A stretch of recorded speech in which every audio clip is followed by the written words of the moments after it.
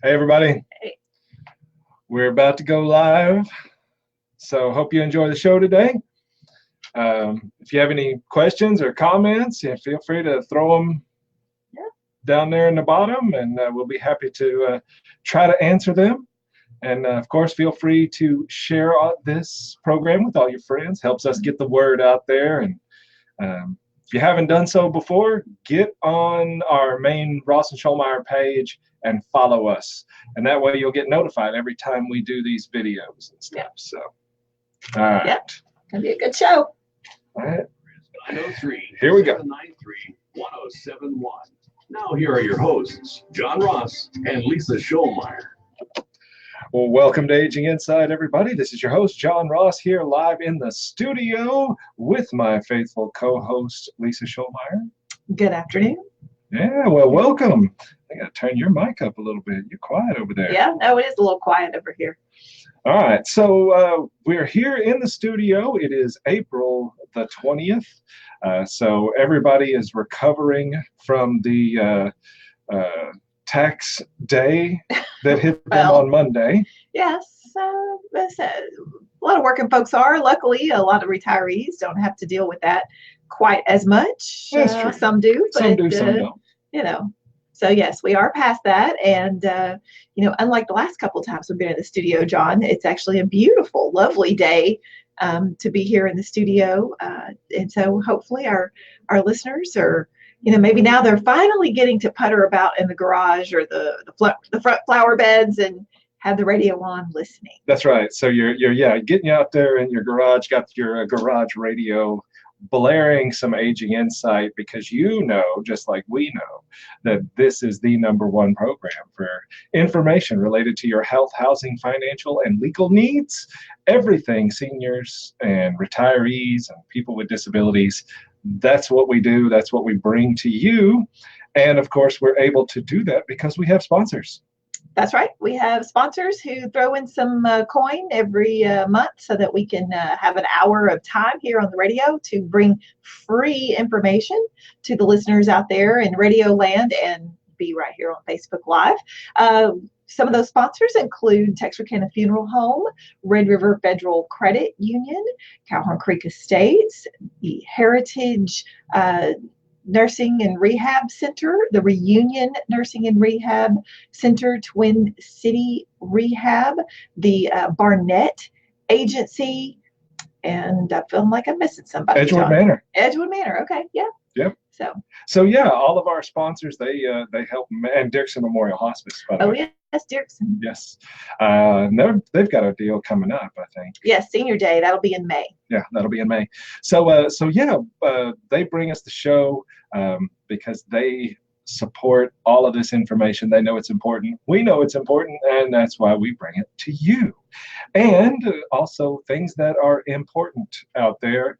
One of those is supporting your local Alzheimer's Alliance.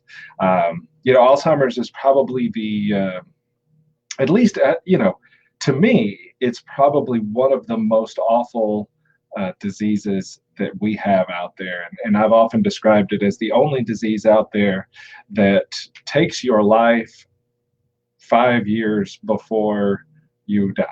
Yes. It robs you of your person, it robs you of who you are, and it puts such an immense strain on your family, your caregivers, your spouse, your kids. The economic toll is unfathomable. Billions of dollars of unpaid caregiving happening every year. And we're talking about a disease with 4 million people in the United States right now. That expected to grow to 8 million just by 2030. Yep. So we're talking in the next 10 to 11 years. Right. And no cure whatsoever. No cure whatsoever. And about 200,000 to 400,000 of those are people diagnosed earlier than age 60. Yeah. So it's huge. And so the way you can support the Alzheimer's Alliance out there is to come out on May the 4th. So we're 2 weeks out from the Texarkana Twice as Fine Wine Festival.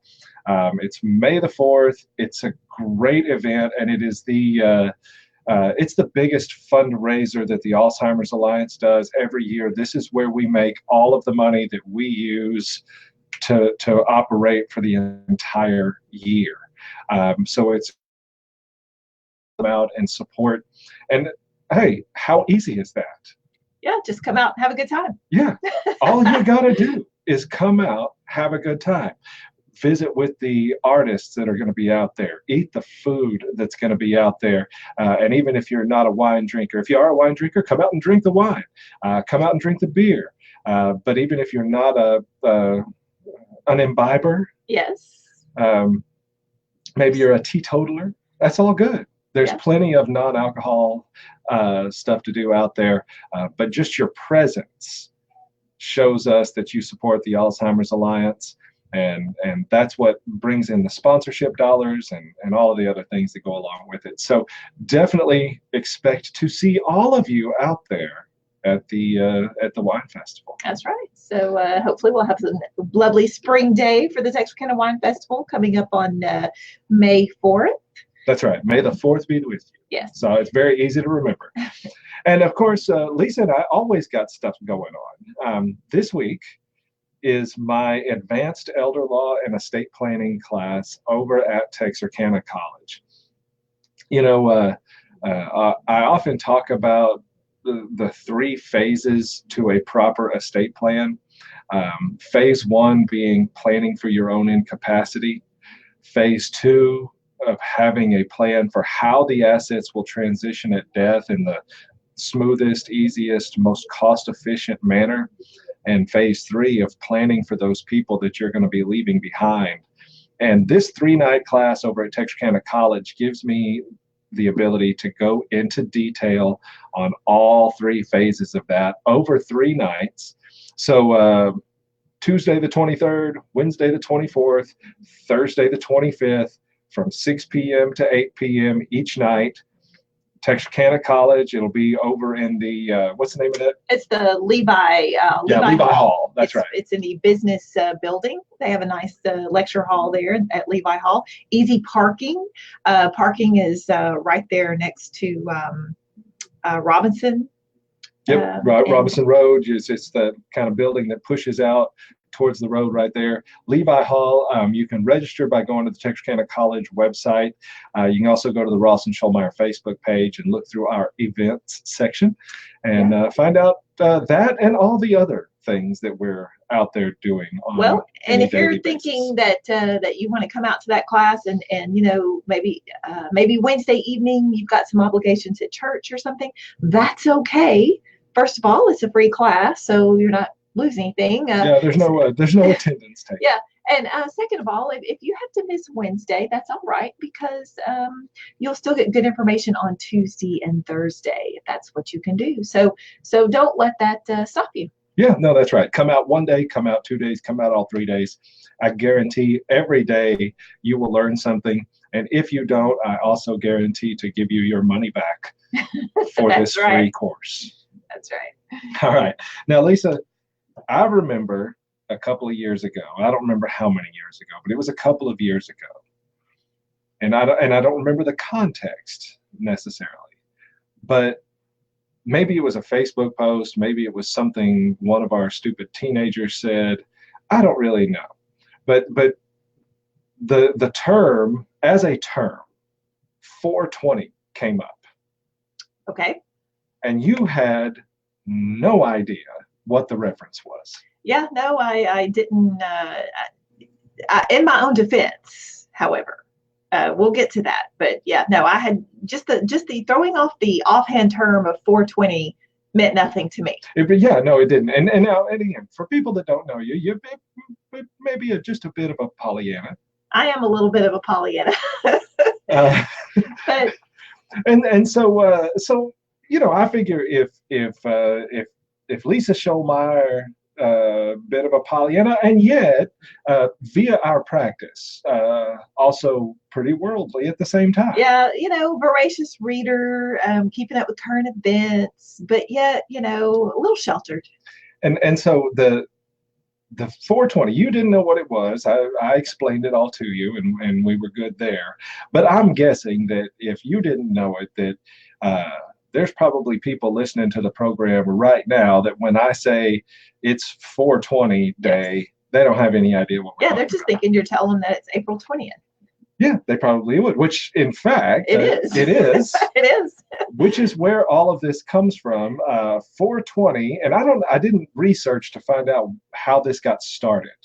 I guess if anybody knows how 420 came into being as a thing, they could give us a call at 903-793-1071. I bet nobody calls with that answer. Well, I haven't researched it either, but I'm guessing that it probably has something to do with the classification of the offense in some penal code, probably in California. Section 420 would be my guess. I bet that's probably right. But anyway, so 420, April 20th at 4:20 in the afternoon. Okay. Is supposed to be the day and time that you smoke some marijuana. Okay. See, John, I'm a Pollyanna. I didn't know that because that's, never been proposed to me. Well, it's just, it's one of those little cultural things that has popped up over probably the last, I don't know, I would say maybe probably 20 years, because it seems like I can remember, and I may be imagining this, but it seems like I can remember references to 420 dating all the way back to my Marine Corps days. Well, you probably could. And that's a good 20 plus years ago. So, I'm thinking it's probably been around for 2 decades or so. This reference to Marijuana Day or 420, whatever you want to call it. But so you often see that on a T-shirt with like a depiction of a marijuana leaf or something, and it'll have something like 420 or something on it. And that's what it is. It's the 420 and the 420 movement is about legalizing marijuana and making it ubiquitous, and so you get the proverbial stoners who are celebrating 420 or proponents of 420, but John, that was kind of the I don't know, what do you call that, the kind of an alternate movement, but in recent times, John. Mm-hmm. This has kind of moved from a fringe issue, a counterculture issue. It's moved from the fringes to a bit more mainstream, including in the state of Arkansas, the proverbial buckle of the Bible Belt. Yeah, Arkansas. Yeah, certainly. So on today's show, we're going to talk about how Arkansas, through a constitutional amendment, a vote of the people, legalized medical marijuana in 2016, and all the infrastructure is supposedly now instituted and in place so that coming in the middle of next month, in May, the first medical marijuana dispensaries in Arkansas will open for business. Including John, right here in our little hovel of Texarkana. That's right. So, and I know some of you may be listening thinking this is Aging Insight. I've been listening, what are they talking about?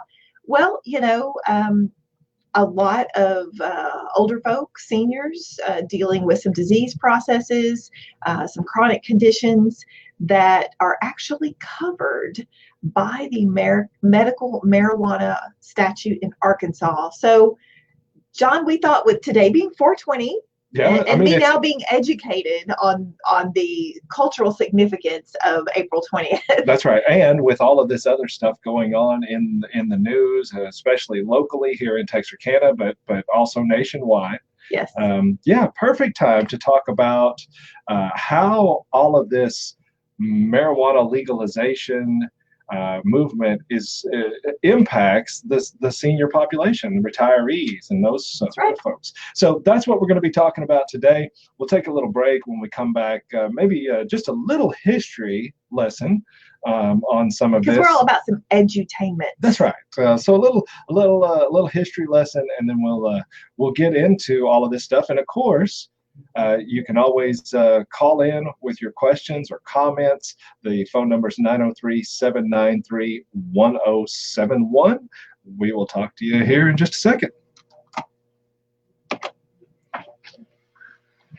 Yeah, so Okay, but I have a story. all right, so for our Facebook listeners Yes. only. Okay. So I appeared at a courthouse in one of our rural counties in Texas. And this was a few years ago, around the middle, maybe late April. Okay. Okay. How long ago was this? Maybe 3 or 4 years ago. Okay. A couple of years ago. Yeah, it was when President Obama was in office. Okay. I know that for a fact because that comes into play. So walk into the courthouse. There is a gentleman in a suit, some mirrored sunglasses, short haircut. He looks very law enforcement. Okay. Okay. So, and the buzz in the courthouse is that the man in the suit was from the Secret Service. Oh, yeah. And he looked the part. And so what came out was there was a gentleman in this rural Texas county who had used a fax machine to fax a letter to President Obama threatening to overtake the government. And this was near 420. Okay. In order to, further the goals of marijuana legalization. Now, so this Yahoo in a trailer in rural Texas faxed a threat. He didn't mail it and put some powder in the letter or anything. He faxed a threat into the president about, we were doing wars on terror. There's all kinds of issues, but no, it's all about marijuana. And they sent a Secret Service member to come deal and investigate this gentleman. And what happened was I was actually there in court that day for a CPS case, which the gentleman was involved in as well. So since the gentleman was appearing before the judge for CPS, Secret Service had to come so that they could detain this gentleman for additional questioning about his threats to the president, and so once I figured out this was going on, I went up to the Secret Service guy and I introduced myself and I kind of joked and I said, well, who did you tick off to have to come all the way to get this detail? He was not amused. I thought it was hilarious. Yeah, no, that's right. So we would never tell you how to threaten a president on Aging Insight. But what we will do is tell you that if your dumbass faxes a threat to the president, you will get a visit from the Secret Service, and it'll be by a guy who's not happy to be there and doesn't appreciate jokes about how far down the totem pole he must be. That's right. All right, here we go.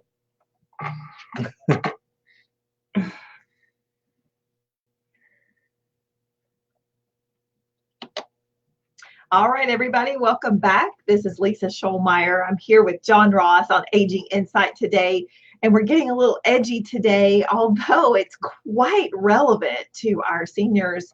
We're talking today about medical marijuana and the legalization of medical marijuana, at least in the state of Arkansas. And of course, we are based in Texarkana, and of course, the state line divides the city of Texarkana. But, folks on both sides of the state line, whether they're out in Garland or Foreman, Arkansas, or they're out in New Boston or Maud, Texas, those folks are coming into Texarkana and getting medical care, medical treatment. And here we are. We have a state right here that has legalized marijuana. There's lots of issues. So, John, first of all, this legalization took place through a 2016 constitutional voter initiative in Arkansas. And prior to 2016, marijuana was illegal in Arkansas. It was. Good, dating back all the way to 1932. So dating back to the early part of the 20th century, Arkansas had outlawed marijuana, and I mean any amount. Right. Any amount. I think carrying less than 2 ounces was a misdemeanor, but it was still a crime. And after your third offense, it elevated to a felony. So this was a law enforcement issue. Having marijuana on you prior, and still having marijuana on you is a problem. We'll get into that in a minute. But certainly completely outlawed prior to the 2016 amendment. And so. But it hasn't always been. No. If you go back, you go all the way back. I found this. I just thought this was kind of interesting. In 1619. Okay. That 16, was like before the Mayflower. 1619, King James I had decreed that the American colonists in Jamestown needed to up their production and support of England. And they ordered that they grow and export 100 hemp plants to send those back to England, because that was actually a pretty popular crop. Growing marijuana plants, growing for the hemp, was popular. George Washington, 1/3 of all of his crop production was marijuana production. I'm going to Pollyanna that and talk about, that was for rope. Sure, right. It was for rope, and there's really no question about it, right? They were using the hemp product, the stem of the plant. Yeah. It's very fibrous, and because of its fibrous nature, it has a lot of industrial application, rope, paper, and a number of other things. However, that same plant then can also has the I can't pronounce it, but it's the initials of the THC compound. Right. And the THC compound is the stuff that gets the high. Yeah, that's what gets you the high part of it, where it's smoked or ingested in some way, shape, or form. And even in the late 1800s, people were using it in essentially 3 different categories. You had recreational use, you had medicinal use, and then you had the industrial use. Yeah. Well, of course, in the late 1800s, they were putting coca plants in Coca-Cola. I mean, back then, everybody was like drinking some laudanum or opium or whatever. Yeah, that's actually where you see the first criminalization or illegalization of marijuana was in what they referred to as poison acts. Yeah, the Poison Acts, and then there was a movie in the early part of the 20th century called Reefer Madness, I believe, and it kind of painted the marijuana user as a crazy zombie like person. Yep. I think. And so right there at around the turn of the century in the 1900s, you had this kind of mixture back and forth of where some uses were illegal, some uses were still legal, and then it was up until about the 1930s, mid 1930s, where it really just got shut down completely. Well, prohibition, alcohol, marijuana, opium, all that stuff. And thigh highs. Thigh highs? Yep. If you really want to know why it's illegal in the United States, it's thigh highs. I'm intrigued. I bet you are. We'll talk about that when we come back from the break. So what a great lead off, right? Yeah, stick around. Stick around to understand that. We'll be right back. Yeah, I wasn't expecting that. I know, isn't that perfect? That's great. Catch you completely off guard. Yeah, so there's all kinds of conspiracy theories, and I'll talk about a little bit of it. And then I was just seeing that one of our commenters. Yeah, he was actually one of our commenters. Had asked about whether or not we had ever, if we had an opinion on death cleaning. Yeah, that's kind of it's kind of been. Things get new terms and new wave of awareness and so the Swedes talk about death cleaning. Yes, they have a term for it. It's called dostadning. Yes. And it's there's a book on it, and we actually back in January of 2018. Talked about that. We did a whole. I remember talking about getting rid of the brown furniture. Right. And that's it. Yeah, that was basically I think our topic there of that day was nobody wants your stuff. Yeah, nobody does really. You may care about it. You may care about your grandmother's hope chest. I guarantee your child could care less about their great grandmother's hope chest. Yeah, so I think we had listed several things. Your brown furniture, your china, your dishes. Yeah, nobody uses that. Dish sets. Seems like there were a couple of other things. Old paper. So books. Yeah. Old books and things like that, unless they're actual collector's items. So yeah, if you've got that music collections, I mean, you've got those, you've got that great uncle's LP collection where, he has every jazz LP that was pressed, but it's all out there. And although, if it is vinyl, you get, maybe there might actually be some collector value to it. Yeah, it kind of goes up and down. I was visiting with a client just this past week, and she was talking about her mother had run an antique store. And so her mother is in her 90s, and her mother's home is filled with these fabulous antiques. Her mother knew what she was doing. I mean, she pulled the best pieces. And we were talking about the value of this lady's estate. And her daughter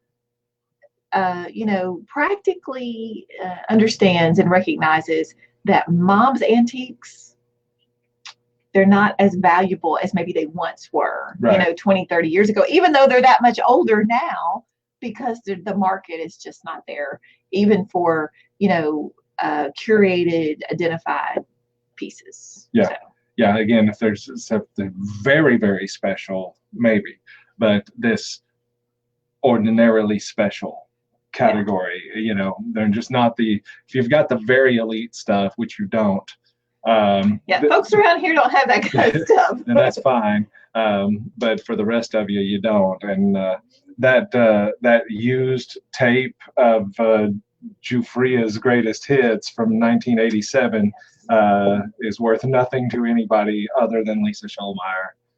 So, and I can now get that on Amazon Music or Apple iTunes, and I can tell my Alexa to play it at any time. I don't even have to have the cassette anymore. That's right. That I had to special order at Musicland. Yes. In 1987. Yeah. So yeah, your old music collection, nobody cares about any of that. Again, there's always exceptions to that, but I will say that having walked people through the aftermath of a loss, and particularly the going through their junk, it really is a pain in the rear. Yeah.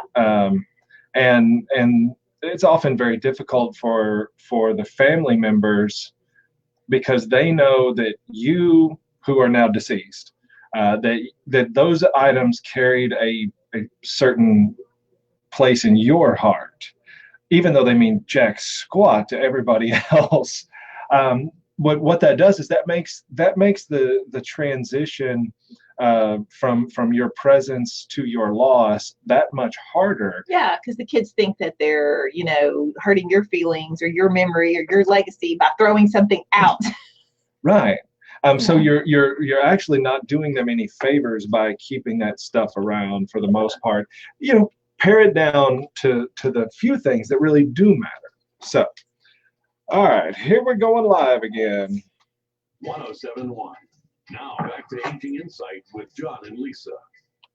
Well, welcome back to Aging Insight, everybody. This is your host, John Ross, here live in the studio. And today we're talking about the impact of legal marijuana on the senior population. And we just wanted to do a little background because, for everybody that's alive right now, even our seniors, for most of them, marijuana has been a class 1 narcotic. Right.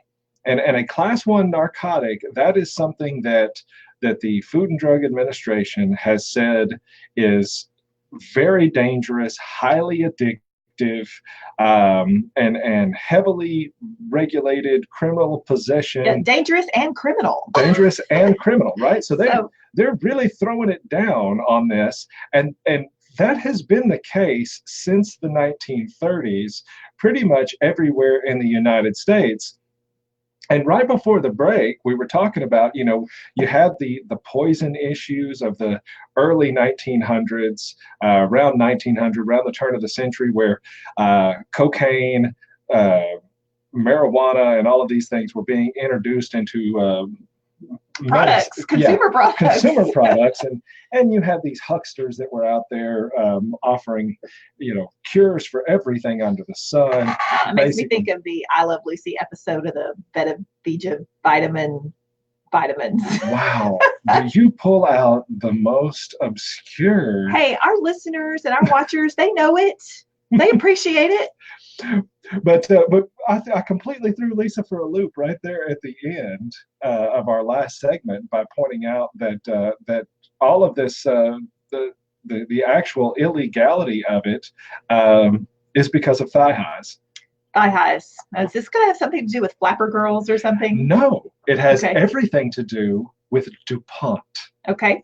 In the 1930s, DuPont had just developed a synthetic fabric known as nylon. Yes. And they were just now bringing out this synthetic fabric in the form of women's stockings. Okay.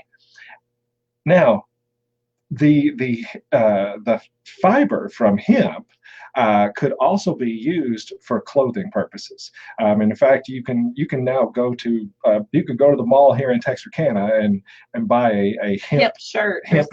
Yeah. So it's an easily renewable product that can be used in clothing development, but you've got DuPont out there who's spent a lot of money researching this alternative fiber-based synthetic product, and DuPont really good buddies with a guy named Hearst. Oh yeah, that would be like the publisher guy? That would be the publisher guy. Yeah. And in the 1930s, you see a series of publications come out by Hearst that the evils that by all accounts were completely false. This was the Russian collusion of the day, right? They just talked about how bad the marijuana was. And this was kind of the impetus behind really changing the minds of the people that marijuana was this evil thing. We needed to outlaw it completely. And there's at least some conspiracy theory back in all of that essentially most of that was pushed by DuPont. So that they could supplant the hemp industry with nylon. Okay. Well, John, thanks for that history lesson. Who knew? And I've researched. So. Well, no, I appreciate it. We are just running some time to get to our we'll get to the point with the Arkansas law that has allowed medical marijuana. So the first dispensaries will be opening for business in May.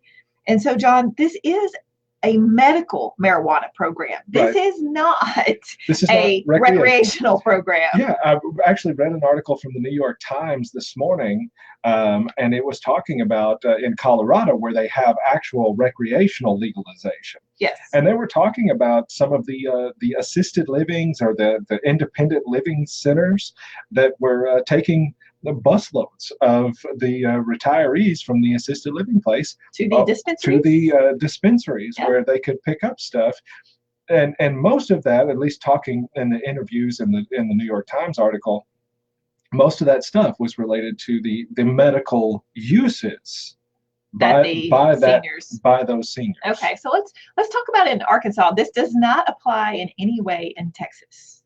Okay, right. So we're just talking about Arkansas. In Arkansas, in order to you have to have a medical use card, identification card, from the state of Arkansas in order to purchase marijuana at a dispensary. You have to be at least 18 years of age. You have to have a qualifying medical condition that is certified in writing by your regular treating Arkansas licensed physician. So John, this can't be just a doc in a box that you go to get a slip of paper that says you need medical marijuana. Right. Yeah. This has to be a real doctor-patient relationship, not just a drive-by kind of thing or an internet kind of thing. I don't know how they're going to substantiate that, actually, other than maybe that the doctor has to put down how long you've been their patient, right. in their letter. But you have to have that official written certification from a physician. You must be an Arkansas resident. So anybody that lives on the Texas side, you are in no way gonna, even if you see an Arkansas doctor. Right. So yeah, you're a Texas resident. You go to the Wadley Senior Center over there off of Jefferson for your medical care, which of course is in Arkansas. It doesn't matter. That's right. So and so I kind of wanted to look at what the medical conditions are that you can seek currently. And they're talking about expanding this list, but currently in Arkansas, in order to be certified as in need of medical marijuana, qualifying condition includes cancer, glaucoma, HIV, hepatitis C, ALS, that's Lou Gehrig's disease, Tourette syndrome, Crohn's disease, ulcerative colitis, PTSD, post-traumatic stress disorder, severe arthritis, fibromyalgia, Alzheimer's disease, peripheral neuropathy, pain which has not responded to ordinary pain intervention techniques or treatments within the last 6 months, severe nausea, seizures, severe and persistent muscle spasms, and then they left it open that you could petition the Department of Health to include additional conditions. Was arthritis on there? Yes, severe arthritis is on here. So that's the one I've seen pop up several places. But you'll notice on this list, especially if you're a senior, that list sounds like a whole lot of things. Sounds like every day for a lot of seniors. Yeah, some arthritis, some neuropathy, some glaucoma, some ulcerative colitis. A lot of these are medical conditions that primarily are striking older Americans. So if you have one of these conditions, in order to be in possession of marijuana, you still have to have and go through the process with your doctor to get a medical marijuana card in Arkansas. That's right. You can't just be a cancer patient and maybe pick some marijuana up off the black market or No. So again, this is a licensing regulated process. Yep. And of course, there was an article in today's Texarkana Gazette. And I believe, I don't have it in front of me, but I believe it said something to the effect that there was about 10,000 people in Arkansas already holding cards. Yes. But that they anticipate there being about 40,000 once everything gets up and running. That the dispensary or the growers have been growing, and they are ready to start cultivating. And in anticipation of the Arkansas side dispensaries opening here shortly. Yeah. So, well, and John, one of the other things, if you're a patient and maybe you're too weak to go through this process or unable to go to the dispensary, there is a provision in the law that you can designate a caregiver that provides care to you to actually go to the dispensary and pick up your allotment of medical marijuana. So one more thing to add to our powers of attorney. Right. So yes, that caregiver also has to register with the state of Arkansas. The caregiver must be over the age of 21.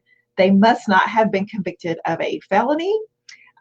They must be an Arkansas resident, and they will have to go through a criminal history check. And so essentially, either a patient with a Arkansas marijuana ID card or a caregiver who in possession of a caregiver card can be in possession of medical marijuana. Anyone else in the state of Arkansas who is in possession of medical marijuana, unless you are a licensed dispensary, anyone else, it is still a criminal offense. That is exactly right. And there could be other criminal problems as well. That question, as well as how does all of this fit in with, say, your Medicare insurance, and some of those sort of things when we come from this next and final break. So stick around. We'll be right back. All right. And we got one more break until our last segment of the show.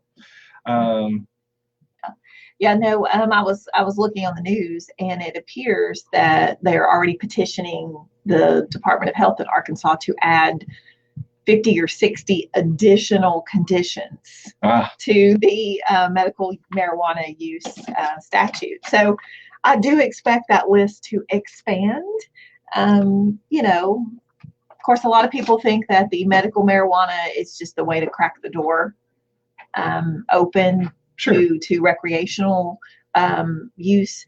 But at present, we're just at medical use. Yes, for Arkansas. Yes.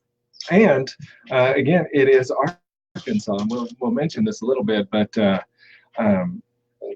Texas does have something, but basically you're pretty much screwed in Texas. Yeah, no, I think the deal in Texas is that some law enforcement jurisdictions, Austin, Texas being one of them, right? If you have just a tiny amount of marijuana on you, it's essentially like a parking ticket. Right. It's still, they have to recognize that this is against the law or whatever, and they give you a parking ticket. So long as it's such a small amount that it was clearly a personal use issue. But that is not the case in every law enforcement jurisdiction in Texas. And those are local criminal statutes as opposed to statewide criminal statutes. So it's one thing to get to have say an ounce of marijuana and get busted by a Austin City cop, right? Versus a Texas highway patrolman, in Austin, right? Yeah. That's that you got two different deals there. Those are going to go to two different situations and potentially prosecuted two different ways. I believe 2 ounces or less in Texas is a Class B misdemeanor, potentially 2 years in a county jail. Yeah. But that's 2 ounces ain't much. We're talking a handful of paper clips, right? Okay. I mean, that's 2 ounces is small. Yeah. Weight ounces, that ain't much. So not much. Question about border city exemption, ain't none. There is none. Not when it comes to the medical marijuana thing. There are no border city exemptions whatsoever. And so, yeah, you cross that double yellow line on state line. It doesn't matter that you have an Arkansas card. Doesn't matter that you're an Arkansas resident. If you are physically present on the Texas side of the state line and have marijuana, they can throw whatever book Texas has to throw at you. Yep. All right. Well, we're going back live here. And here we go. All right, everyone. Welcome back to our final segment on today's Aging Insight, where we're getting pretty edgy today, talking about the new Arkansas medical marijuana dispensary laws. And, John, we were talking about that thousands of Arkansans have already signed up and gotten their ID card. Yeah, and it's expected that somewhere in the neighborhood of 40,000 just within the next couple of months. Right. So, and you can apply for it online, by the way. You do have to have an Arkansas licensed physician who is a regular treating physician of yours to certify that you have one of the conditions that are listed in the health code in order to get that card issued to you. So given that we're based in Arkansas, in Texarkana, one of our commenters on Facebook Live said, is there going to be any border city exemptions? And, John, there is a lot of cities in Arkansas that are borders. Yes. Fort Smith, Oklahoma, Memphis, Texarkana. And the answer to that question is there is no border city exemption. So if you are an Arkansas resident with an Arkansas medical marijuana ID card who is legally allowed to be in possession of a certain amount of marijuana, if you have that on you and you travel down I-30, cross the state line to go to, the Richmond Road retail area, right? If you are busted for a speeding ticket and then found to be in possession of marijuana, then you have a criminal problem. That's right. So swing by Sam's and buy the big bucket of cheese puffs before you head out to the old, what was that? It's the old bar, the old Electric Cowboy, the old Yes. the Pines for some of our older listeners, which I did notice that is going to, because there are restrictions on where dispensaries can be located. They can't be near schools or churches, and so the old Electric Cowboy or the Pines out there is kind of way out there on 67. It's not near any of the prohibited things like churches and schools. Although I did see a comment on a social media post, John, when they announced that the old site of the Electric Cowboy Pines was going to be the site for the Texarkana dispensary. The comment was, that ain't the first time drugs have been sold at that location. That's right. Anyway, I thought that was pretty funny. So so as far as if you are the senior and maybe you've got some pretty significant arthritis, that can be very painful. There might be something scratching at the back of your mind thinking, well, maybe this is something that you should look into. The actual medical literature behind a lot of this stuff is somewhat new. You can, for anything that you read, you can find some, yes, it definitely works, and then some, well, maybe it works. Maybe it works. Maybe it's a placebo. Maybe you just don't care that your, knees and elbows are hurting you so bad. One of the main, so most people hear about the THC, which is the euphoric compound in that. The other one is the cannabidiol, or CBD. Is what CBD, everybody refers to it as. And there's actually already some pharmaceuticals out there. For example, there's an anti-nausea drug that they give cancer patients. If other anti-nausea drugs are not working, then they will move to this one that is almost primarily based on the CBD. Yeah, and I think Walgreens is they're going to be selling CBD containing products here shortly. I saw a sticker on the window of the Easy Mart saying you can get your CBD products here, and these are typically creams or that type of thing. Yeah. And so there have been some studies that have shown some anti-inflammatory aspects of the CBD, and then between both the CBD and the THC, there's been certainly some appetite stimulant. My little joke about swinging by the Sam's to pick up the bucket of cheese puffs. That joke has been around for a long time because there has been a relatively constant connection between hunger and marijuana use. And particularly in the context of somebody who is receiving chemotherapy and things like that, stimulating the hunger can be huge in maintaining body weight, body mass, prohibiting muscle loss, things like that. If the CBD stuff does have anti-inflammatory properties, inflammation causes so many different problems, so many aches and pains, your joints, your tendons, and then all the other processes of the body. If you can control inflammation, you can also control a lot of those other things. So the question is, okay, so you're sitting there, you're 65 or above, so you're on Medicare. and you're thinking, well, yeah, I've got some arthritis. I take these arthritis drugs that have heart warnings. Yeah, that have heart warnings, all these other warnings associated with them. Maybe they're burning a hole in your stomach. I have to take a formerly used arthritic drug for my headaches, and I have to also take something else so that it doesn't burn a hole in my stomach. So maybe you're thinking about, well, what about some of this? You go get your card so that you can buy this stuff. You walk in to the dispensary.